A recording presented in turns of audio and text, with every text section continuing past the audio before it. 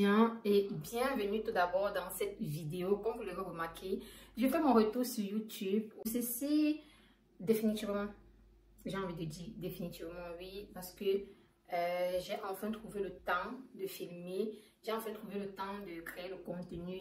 Déjà, je tiens à remercier tous les nouveaux abonnés parce que, on va pas oublier, quand je quittais YouTube, je n'étais qu'à 2200 abonnés et maintenant je suis à plus de 4800 abonnés, vous imaginez.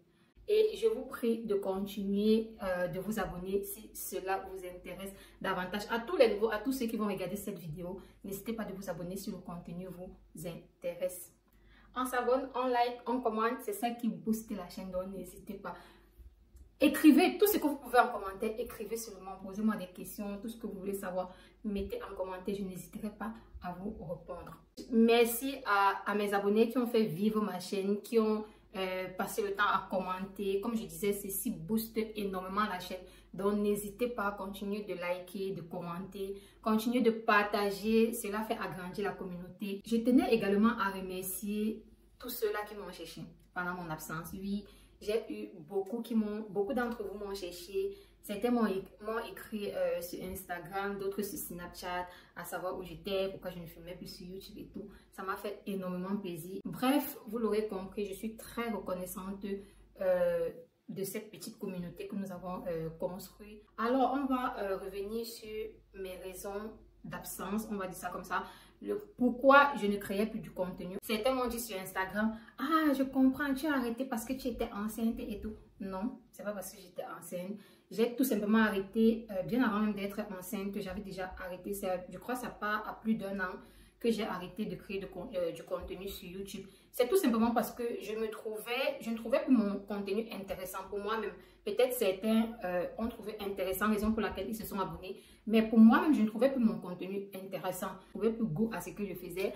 Parce qu'il y avait cette routine-là, il y avait le fait que je trouve mon contenu assez fade. Il y avait aussi le manque de temps. Bref, je n'avais pas le résultat que je voulais. Du coup, j'ai décidé de mettre une petite pause. Le temps pour moi de bien réfléchir, de trouver le cadre adéquat, enfin de filmer ce que j'aimerais filmer, enfin de créer le contenu que j'aimerais créer. Donc c'était un peu ça pour mon absence.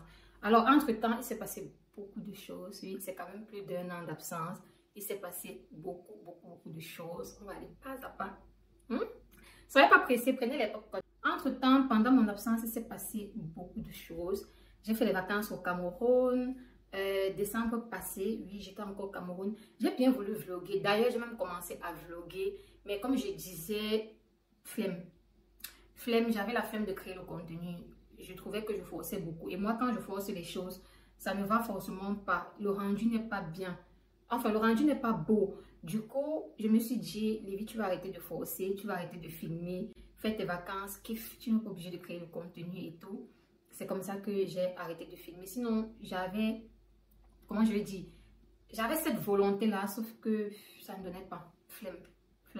Je voulais bien filmer pour vous, mais pour moi-même, j'étais pas à l'aise de filmer. Du coup, j'ai arrêté de filmer. Alors, comme je disais, j'ai fait les vacances de... J'ai fait décembre... Ah non. J'ai fait mes vacances de décembre au Cameroun et j'en ai profité... Enfin, mon chéri et moi, nous avons profité pour faire le Tokepod. C'est ce qu'on appelle le coq chez certains. Bref, le Tokepod, vous l'aurez compris. Il a décidé d'arrêter de voler, quoi. Il voulait se présenter, oui, c'est moi qui gère votre dossier. C'était ça pour ça, mes vacances au Cameroun. Dans cette phase d'absence aussi, il s'avérait que j'étais enceinte. J'ai découvert que j'étais enceinte au Cameroun, oui. Je crois le premier. Bref, j'avais déjà des soupçons, mais je n'avais pas fait de test pour certifier les choses parce que je voulais bien passer mes vacances. Je voulais pas être stressée et tout. Oui, stressée parce que je tombe enceinte sans avoir fini ma formation, chose que je ne voulais pas. Du coup, je ne voulais pas avoir ce stress là de penser que oh, je suis enceinte, je n'ai pas fini ma formation et tout. Du coup, j'ai décidé de ne pas faire de test. J'ai enjoy mes vacances au pays et j'ai fait le test le 1er janvier. Donc c'est le 1er janvier que j'ai la confirmation que je suis enceinte. Et je rentre du pays, je crois le 3, oui. Et dans la semaine là, c'est où j'annonce à mon chéri. Mais lui aussi avait déjà des soupçons parce qu'il savait que je n'avais pas vu mes règles, mais je lui avais dit non, j'ai déjà eu à avoir absence de règles et après ça vient et tout. Donc pour lui, il savait que les règles étaient revenues. Bref, il m'avait demandé, j'ai dit c'est revenu. Du coup, mon retour en Allemagne, je lui ai annoncé que j'étais enceinte. Et j'ai profité d'ailleurs pour souhaiter une bonne fête des papas à mon chéri pendant ma grossesse. C'était sa toute première fête des pères, malgré que le bébé était encore dans le ventre. J'ai profité pour lui souhaiter une belle fête des pères. Il était tellement ému, vous pouvez me croire. Dommage que je ne puisse pas l'afficher ici, mais je peux vous dire qu'il était tellement ému de vivre ça. Et toujours dans cette période, après l'annonce de la grossesse, nous sommes tombés dans le stress de la maison. On cherchait un nouveau cadre parce qu'il faut savoir que mon chéri, lui, vivait dans un appartement, dans un petit appartement avec son frère. Moi, je vivais encore dans ma chambre d'étudiante. Du coup, il fallait un nouveau cadre pour nous deux pour accueillir le bébé. C'était un nouveau stress. C'est vrai qu'on cherchait déjà un appartement depuis avant que je ne tombe enceinte, mais c'était difficile. Du coup, avec l'arrivée du bébé, c'était encore plus de stress. On était à fond, on cherchait vraiment. Jour et nuit, j'étais là sur les sites à chercher la maison, quoi. Et après une longue période de recherche, on a la chance de trouver enfin un logement, je crois en mars. Oui, on a trouvé le logement en mars à travers un ami à lui, enfin, à travers son collègue. Il y a un de ses collègues qui nous a soufflé une maison libre, comme ça, comme ça, comme ça. On a fait tout ce qu'il y avait à faire et on a obtenu la maison. Nous avons aménagé en avril. Et d'ailleurs, si vous voulez un room tour, n'hésitez pas de me dire en commentaire. Je ferai un room tour de ma maison. Mais je ferai juste si vous demandez en commentaire. Je veux voir ceux qui prennent la peine de bien regarder mes vidéos, de bien écouter ce que je dis. Donc, si vous voulez un room tour, si cela vous intéresse, n'hésitez pas de me dire en commentaire. Je le ferai avec plaisir. Ouais. Après l'aménagement, j'ai fait une petite crémaillère entre amis, les amis de mon chéri, mes amis. Ouais, on a fait une petite crémaillère pour leur présenter le nouveau chez nous. C'était plutôt cool. On a bien mangé en tant que bonne cordon bleu, quoi. On a bien mangé, on s'est amusé et tout. C'était une belle soirée. Bref, en parlant là, je vous mets quelques images de tout ceci. On a fait une petite crémaillère, comme je disais, pour leur présenter le nouveau chez nous et pour annoncer aussi officiellement que j'étais enceinte. Parce que beaucoup avaient déjà des doutes, des pressentiments que j'étais enceinte, mais je n'avais pas dit officiellement Enfin, je ne les avais pas dit officiellement que j'étais enceinte. Donc, la crémaillère de juillet, oui, je crois qu'on a fait ça en juillet.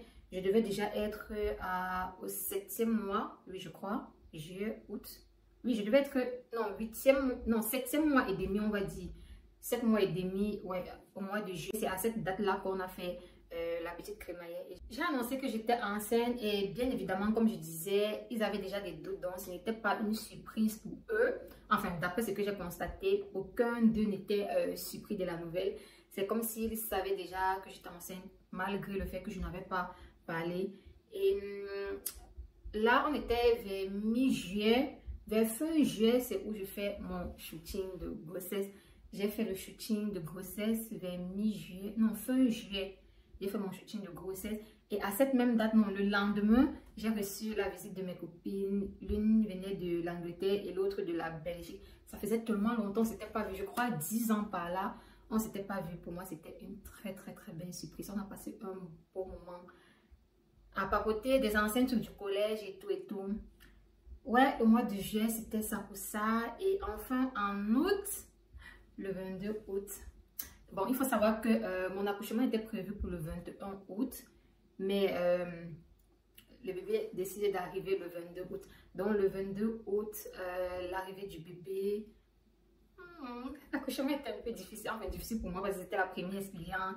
Je n'ai jamais connu de contraction et tout. Donc, pour moi, c'était vraiment, vraiment, vraiment difficile et beaucoup pénible, quoi. Mais bon, quand tu vois le fruit de tes entrailles, tu es toute émue, tu oublies les douleurs, tu oublies les difficultés que tu as pu traverser et tout. Ça fait vraiment plaisir. Honnêtement, je souhaite à toutes les femmes qui désirent d'être maman, que cette grâce vous touche. Que vous connaissez cette douleur, je vous souhaite ce mal-là. Je vous souhaite ce mal pour un bien. Oui, parce que c'est une très très belle expérience. Tous les jours, je regarde mon bébé comme ça. On va me laisser ça. Si vous voulez une story time sur ma grossesse, comment s'est déroulée ma grossesse du début jusqu'à la fin. Mes petites astuces que j'ai pu, que j'ai pu expérimenter pendant ma grossesse, le processus, l'arrivée du bébé. N'hésitez pas également de me dire en commentaire, dites-moi en commentaire si vous voulez une story time sur ma grossesse. Je le ferai avec grand plaisir. Alors après l'arrivée du bébé, disons 1 mois après, non. Parce que ça s'est passé quand même. Bref, on va dire 1 mois, environ 1 mois après, mon chéri décide de me remercier pour l'arrivée de son petit prince, pour les efforts que j'ai fournis, pour la bravoure. Pour la bravoure, oui, on va dire la bravoure, parce que c'était pas facile. Pour la bravoure, pour tout ce que j'ai traversé, il décide de me remercier pour cela, pour son petit bijou que j'ai mis au monde. Et c'est ça, pour ça, ça m'a fait beaucoup plaisir. Et d'ailleurs, j'ai même été tellement émue jusqu'à couler une larme. Pour la première fois qu'un cadeau, qu'une surprise me fait couler la larme. Je suis beaucoup émotive, par contre. C'est quand je vois peut-être des films tragiques, quand je vois quelqu'un qui est maltraité, quand je vois les souffrances des gens, je suis beaucoup émotive à ce sujet.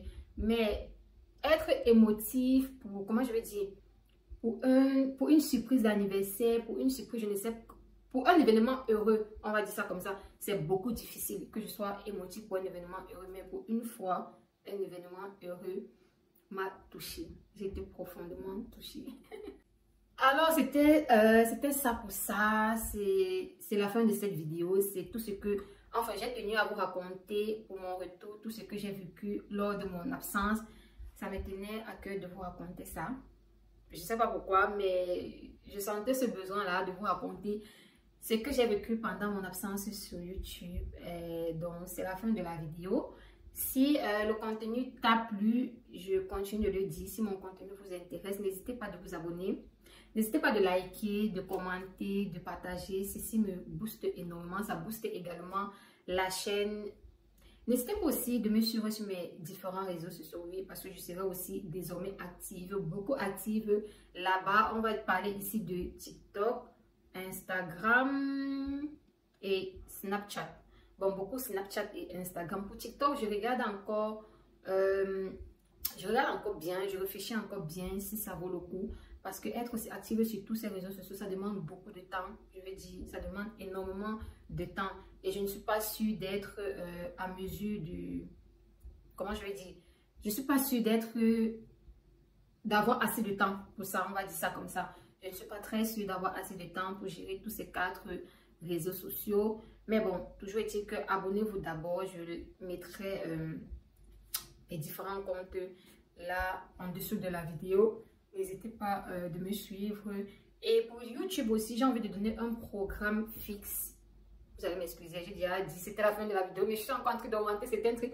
Bref, quand vous êtes face caméra, vous oubliez certains trucs pour ma part. Quand je suis face caméra, j'oublie certains points sur lesquels je voulais parler. Malgré que j'ai fait des notes, j'oublie parfois. Mais je voulais dire pour YouTube, pour mon nouveau YouTube, pour ma nouvelle stratégie, j'ai envie, je me souhaite de poster 3 fois par jour, 3 fois par semaine, autant pour moi. Et j'espère vraiment tenir le coup. J'ai envie de faire le mercredi, je vous poste une vidéo recette de, je ne sais pas, recette de nourriture, on va dire ça comme ça. Le vendredi, je vous poste une vidéo idée de brunch, oui, parce que je fais aussi beaucoup de petites miniadises, de petites gourmandises, de petites, comment on appelle ça en français, les amuse-gueules. Je fais aussi beaucoup ça de temps en temps et j'aimerais vous mettre généralement des recettes et des idées pareilles le vendredi. Et le dimanche, enfin, je vous poste soit des daily vlogs, soit des weekly vlogs. Ça, c'est prévu pour le dimanche. Donc, du coup, ça fait 3 vidéos par semaine et j'espère vraiment que je vais tenir parce que c'est pas évident filmer, monter avec un tout petit bébé en main. C'est vraiment pas évident, mais je me souhaite de faire ça et j'espère tenir. Du coup, c'était ça pour ça. Nous sommes enfin à la fin de cette vidéo. J'espère qu'elle vous aura plu. J'espère que vous êtes fiers de mon retour. Et voilà, pour me souhaiter la bienvenue, n'hésitez pas de me souhaiter en commentaire. Ça me fait vraiment plaisir de vous lire et de vous répondre. Donc, n'hésitez pas. N'hésitez pas également de vous abonner, comme j'ai dit, à tous mes différents comptes. Et c'était ça quoi. On se dit à vendredi pour une nouvelle vidéo. Sur ce, portez-vous bien. Bisous.